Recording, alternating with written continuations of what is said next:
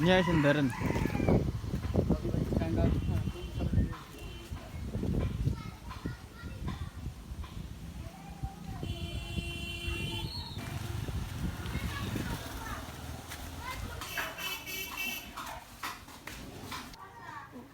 আস্তে আস্তে বসায় দিন, লাগে না যেন আবার।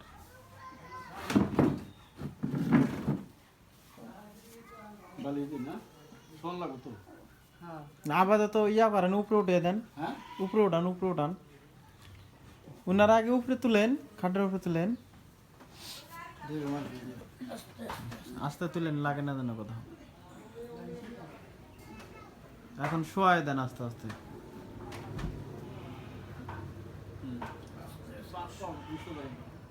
বাড়িতে যে কয়টা দিন ওষুধ মালিশ করে দিলেন, ওনার কতটুকু আরাম হয়েছে না বেশি হয়েছে, কেমন কি সমাচার?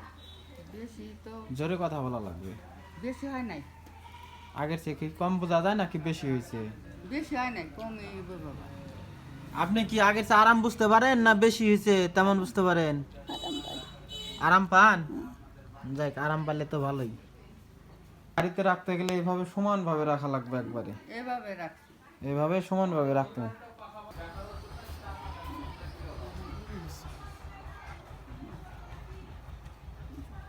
দেন, কাপড় দিয়ে ঢাকা দেন এখন। বাস, এইভাবে চাপ দিয়ে ধরবেন আপনি। হ্যাঁ, এইভাবে চাপ দিয়ে ধরবেন। আপনি পা নাড়ায়েন না, পা নাড়ায়েন না, পা নাড়া যাবে না তো। দাঁড়া করান। হুম। আস্তে আস্তে দাঁড়া করান। এখন আপনার ওই বাম পাটা এরকম এরকম করেন তো চাচি, এক পায়ের উপরে ভর দেন। আপনার তো ভাঙ্গা হয়েছে বাম পা না, তাহলে ডাইন পায়ের উপরে ভর দেন। ডাইন পায়ের উপরে ভর দেওয়া, এই যে এইরকম এরকম করেন। আমার দিক তাকান, কোমর সোজা করেন, কোমর সোজা করেন।